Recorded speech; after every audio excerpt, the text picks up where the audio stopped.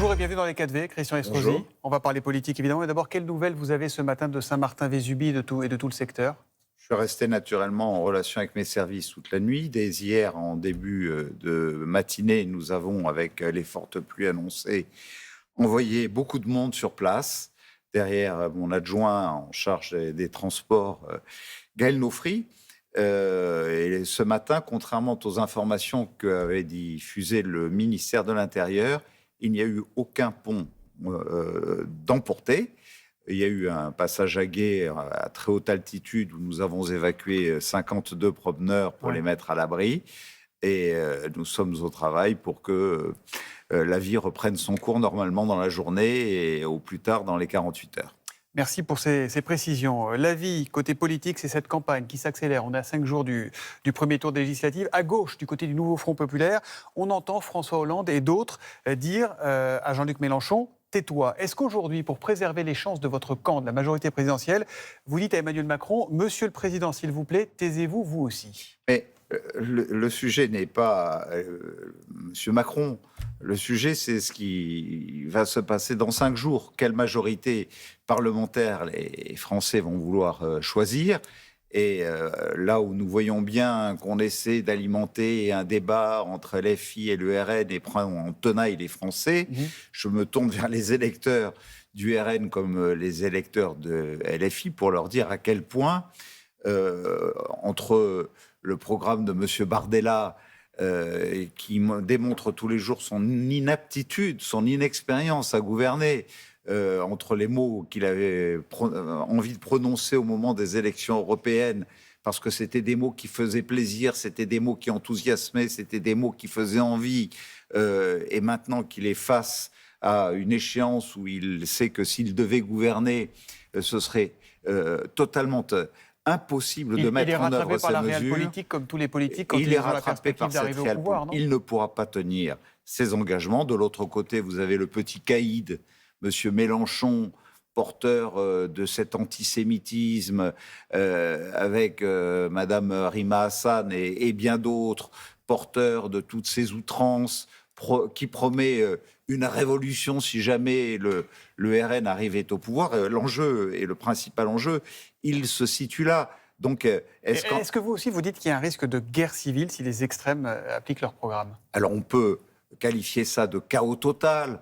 Emmanuel Macron dit guerre civile. Moi, je n'ai pas envie de commenter les commentaires du président de la République. Pardon, mais c'est pas un commentaire. On peut se demander là si c'est pas lui qui a craqué l'allumette avec la dissolution et si c'est pas le pompier pyromane qui se retrouve entouré de flammes. Je passe depuis une quinzaine de jours mon temps à réfléchir aux propos de Mélenchon, qui sont extrêmement dangereux. Et d'ailleurs, je lisais cette tribune de Pierre Arditi, dans la tribune d'ailleurs, il y a quelques jours de cela, dimanche, qui est un homme qui toute sa vie, le rappelait, s'est battu pour une gauche sociale, ouverte, généreuse, qui apporte des réponses à ceux qui restaient sur le bord du chemin et pour qu'il y ait plus de justice sociale, et qui dit: mais ça, je peux pas,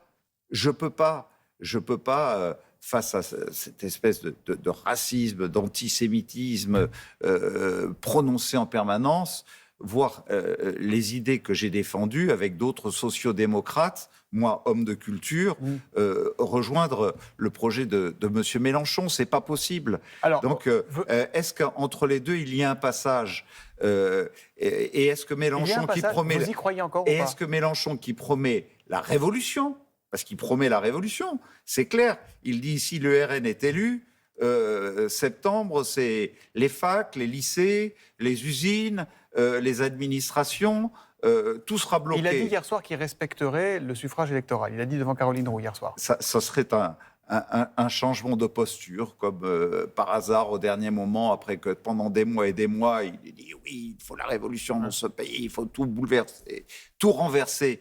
Eh bien, moi, je n'en crois pas un mot. On connaît ses postures traditionnelles et je pense que nous sommes dans une situation extrêmement dangereuse. Est-ce que ça peut se traduire par le chaos? Est-ce que ça peut se traduire par une guerre civile? Il faut appeler les choses par leur nom. En tout cas, il y a des incertitudes, une forme de chaos dans notre pays qui, naturellement, sur les taux d'intérêt, sur l'inflation, sur les transactions, sur le pouvoir d'achat de nos concitoyens, sur le coût de l'énergie. On entend votre inquiétude ce matin. Alors que je crois qu'il y a un passage. Il y a un passage. Voyez, vous, j'ai écouté en venant dans mon véhicule tout à l'heure l'interview que vous accordiez à mon ami Xavier Bertrand. Ouais. Je dis mon ami très clairement parce que c'est un ami et que tout notre parcours politique, à lui comme à moi, a été celui du RPR, a été celui de l'UMP, été celui des Républicains que nous avons fondés aux côtés de Nicolas Sarkozy. Il s'est trouvé qu'on a choisi de me mettre dehors comme on a choisi de mettre dehors Édouard Philippe, comme on a choisi de mettre dehors Vous dites aujourd'hui qu'il faut rassembler tout le monde et bien d'autres. Aujourd'hui, je dis, c'est un drame qu'il y ait eu une dissolution précipitée, un peu trop précipitée de la part du président de la République. Pour autant, il fallait qu'à un moment, on redonne la parole aux Français. Est-ce que c'était le bon rendez-vous? Je ne le pense pas.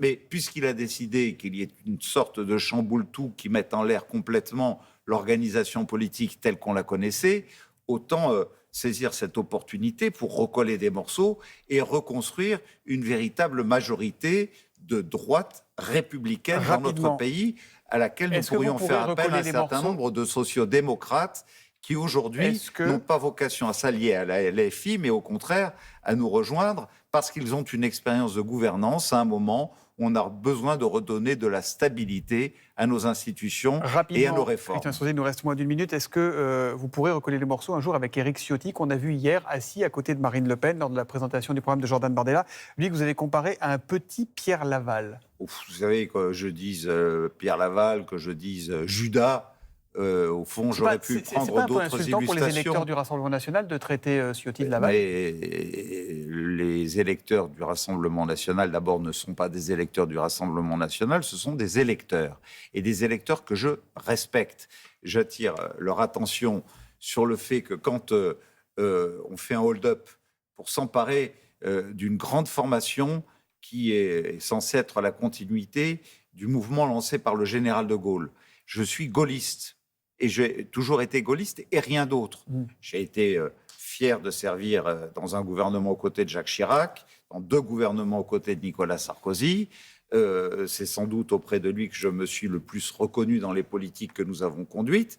Mais je suis d'abord gaulliste et maire d'une grande ville où nous gouvernons avec une diversité de gens issus du MoDem, de Renaissance, des LR, des Éric Ciotti a trahi tout ça? Mais quand on a trahi Nicolas Sarkozy, quand on a trahi François Fillon, quand on a trahi Laurent Wauquiez, quand on a trahi Valérie Pécresse, quand on a trahi tous ces idéaux, quand on a fait la danse du ventre il y a encore quelques semaines avec M. Attal pour essayer de décrocher un Marocain aux côtés de M. Macron, et qu'aujourd'hui, après avoir fait un hold-up sur les LR, on part avec armes et bagages sans consulter personne pour aller au Rassemblement national et trahir tout ce qu'on a voté, la réforme des retraites, la réforme de l'immigration, la PAC agricole, etc. Ça s'appelle quoi? Eh bien, c'est un point de non-retour. Je ne sais pas s'il gagnera ou s'il ne gagnera pas face à mon adjoint Greg Monetti dimanche prochain ou l'autre dimanche. Mais ce que je sais, c'est que de toute façon, dans quelques semaines ou dans quelques mois, il aura atteint définitivement une impasse. Merci beaucoup à vous, Christian Estrosi, d'être venu dans les 4V. Bonne journée. Merci.